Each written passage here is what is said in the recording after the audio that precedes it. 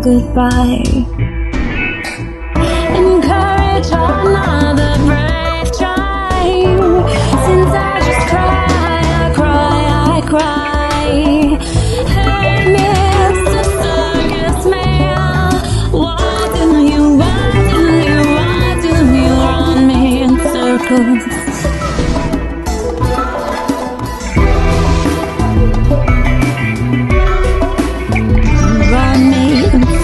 Acting high in corners, I try to imagine.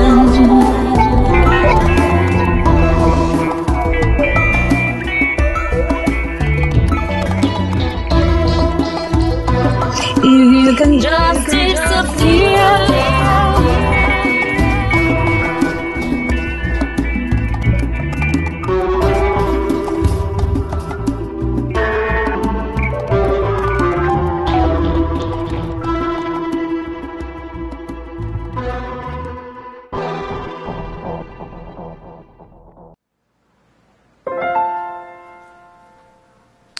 After the event at George Bancroft's home, Daniel spent the following months moving from Hartford to Boston, then Springfield, and even Newburgh on the Hudson River.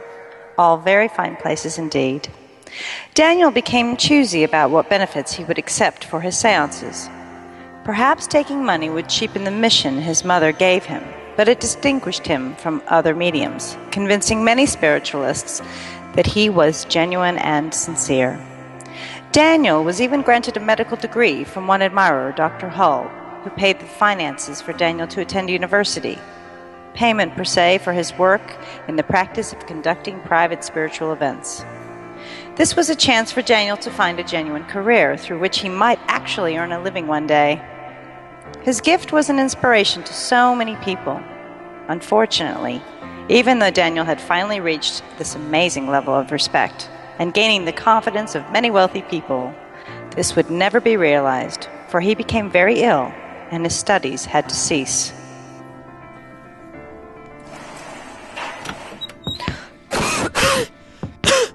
Son, it does not look good.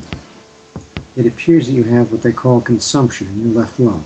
It has become quite common in these parts, and the cold will only make it harder for you, so I've spoken to the group, and we've decided that I will pay for you to leave this cold country and continue your amazing work as a medium in Europe or England, whichever you prefer. I'm more than happy to help you out this way. That is very kind of you. I don't know what to say, but my studies become a doctor? What about that? No need to say anything. I've spoken to our group, and we all agree you must get out of this cold winter. Once you are well, we will book you a trip on the ship Africa out of Boston. It will take you to London. London? Wow. I have not returned to Great Britain since my aunt and uncle moved us here when I was just a child. Then it should do you a world of good. And I shall call myself Daniel Douglas Home, after the birthplace of my father, to the 10th Earl of Scotland. I had no idea you were of royal blood. I will be sure to organize several references for you to take with you. I would greatly appreciate that, Sir Dr. Hull. My pleasure, son. After all you've done for us, it is the least we can do in return. Now I will leave you to rest for a while.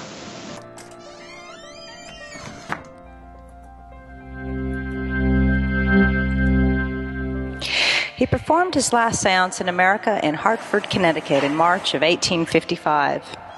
Then Daniel set sail on the Africa that following spring in his private berth out of Boston, Massachusetts, set for London, where he would begin his new life.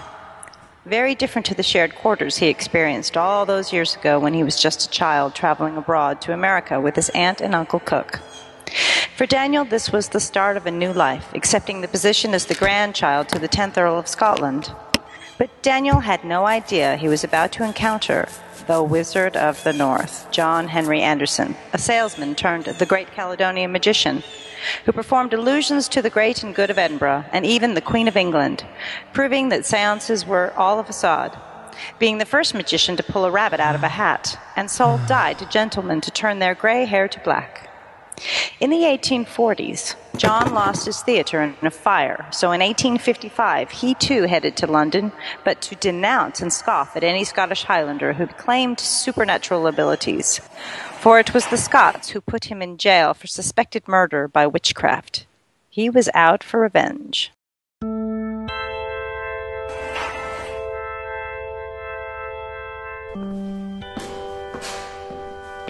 Welcome, ladies and gentlemen. I am the Wizard of the North. Tonight, we bring you an evening you will never forget. My lovely assistants, Coral, Kit, and I will excite you with our various tricks. I will mysteriously place my pocket watch in a loaf of bread. I will pull a rabbit from a hat, saw a woman in half, and the secret of the seance will be revealed. I will prove to you that there is no such thing as ghosts and expose the true scientific happenings that you might think are spiritualism. We will amaze you with our magic. Just that, ladies and gentlemen. Magic. I hope it's not gonna be me that you turn in half, cut in half again. Funny you should mention, Kit. For our first trick, I will saw this lovely assistant in twain. No.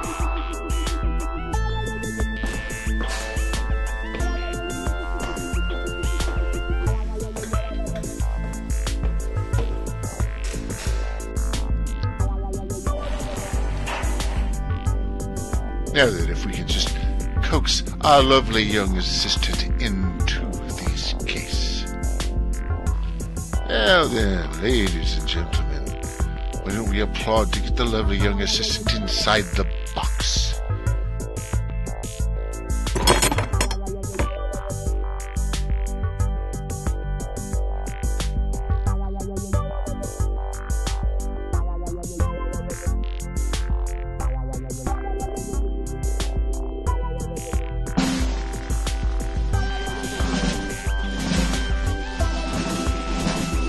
Anxious to see you in pieces, my dear.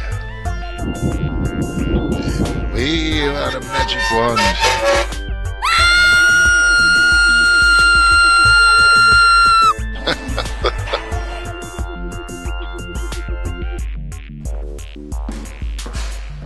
Well, we seem to have lost both pieces of our woman.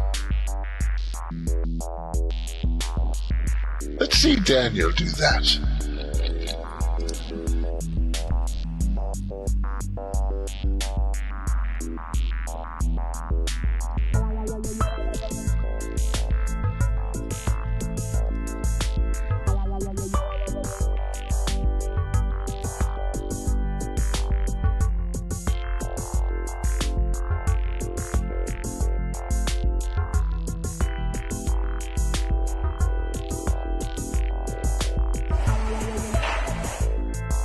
Consumption never did get the best of Daniel, nor did the spirits of the afterlife.